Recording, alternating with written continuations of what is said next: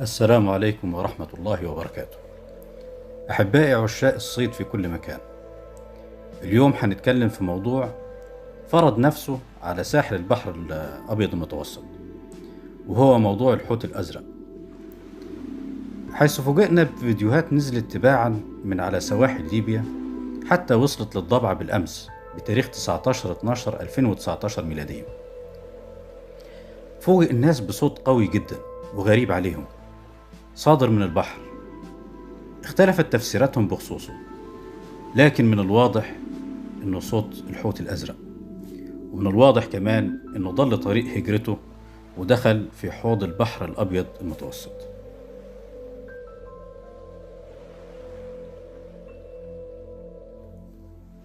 في كل ربيع بتهاجر الحيتان الزرقاء، وهي اكبر الحيوانات في العالم، من مناطق التكاثر الشتوية قبالة كوستاريكا باتجاه الشمال على طول الساحل الغربي للولايات المتحدة. بتحصل على طعامها المفضل، وهو نوع من الرخويات الصغيرة المعروفة بأسماك الكريل، وهو نوع من الجمبري. ومن وقت طويل بيتعقب العلماء هجرة الحيتان الضخمة دي، اللي بيوصل وزن الواحد منها إلى أكثر من 100 طن، إلا أنهم لسه عاجزين عن معرفة الطريقة اللي بتختار فيها مسارها. فهل هي بتسلك دايما الطريق نفسه وفي الوقت نفسه؟ بيعتقد فريق من العلماء الأمريكيين أنهم بيملكوا الإجابة، لما راجعوا بيانات اتجمعت على مدى 10 سنين حول تحركات 60 حوت، وقارنوها بالتوقيت السنوي لتزهير العوالق النباتية اللي بتقتات عليها الرخويات دي.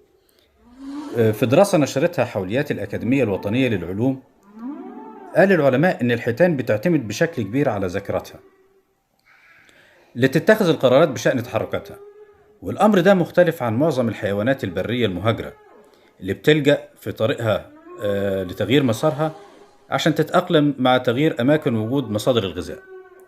أما بالنسبة للحيتان الزرقاء فهي بتستخدم ذاكرتها زي ما بتقول بريانا برامز، العالمة البيئية اللي بتعمل لحساب الإدارة الوطنية للمحيطات والغلاف الجوي، وبتضيف أو إنها بتستخدم التوقعات اللي اكتسبتها مع الوقت للذهاب في متوسط التوقيت لأسماك الكريل اللي هو الجمبري، مشيرة إلى أن أحد الأسباب للقيام بذلك هو أن هناك الكثير من المتغيرات في المحيط، ومن الصعب جدا التنبؤ بأن الشيء ما سيحصل. وبتلفت إبرامز إلى أن المحيط مكان ديناميكي، والمساكن الطبيعية للكائنات البحرية بتتغير مع الوقت، وهناك الكثير من المتغيرات اللي بتحصل من سنة إلى أخرى.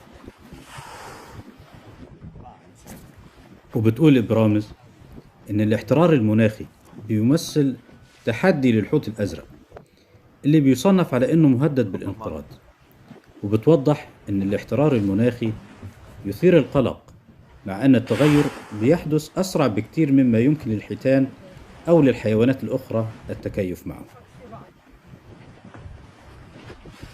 ولو اتكلمنا عن جنوح الحيتان ودخولها في البحر الأبيض المتوسط، فده حصل كتير، يعني على مر السنين اللي فاتت.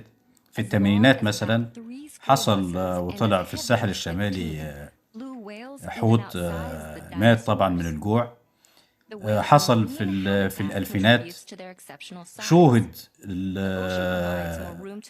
الصيف قبل اللي فات في مارينا حيتان حوت كان طالع. طبعا الحيتان ما بتلقاش المرعى بتاعها اللي هي بتاكله، يعني الحوت الواحد بياكل حوالي 4 طن، الأكل بتاعه 4 طن يوميا من العوالق والحاجات دي.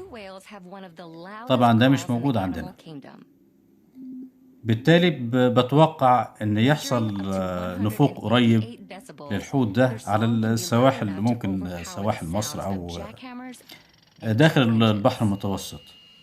The whales use their powerful نتمنى إن songs to العالم communicate with each other, يقف وقفة oftentimes from long distances. كبيرة قدام تغير المناخ، These vocalizations, لأن which are deep بالشكل moaning ده and احنا rhythmic بندمر low-frequency pulses, البيئة من غير have ما been نحس. recorded from over 500 miles away.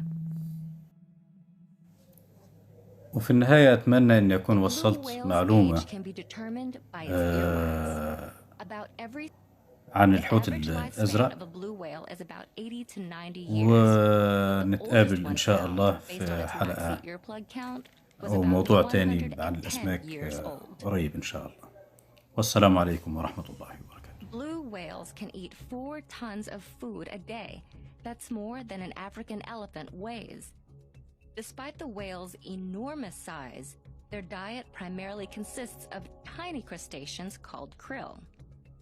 The whales use their pouch-like lower jaws to scoop up swarms of thousands of krill floating in the water. The whales then push the water out of their mouths and through baleen bristles lining their upper jaws. The bristles are thin enough to let water through, but thick enough to catch krill.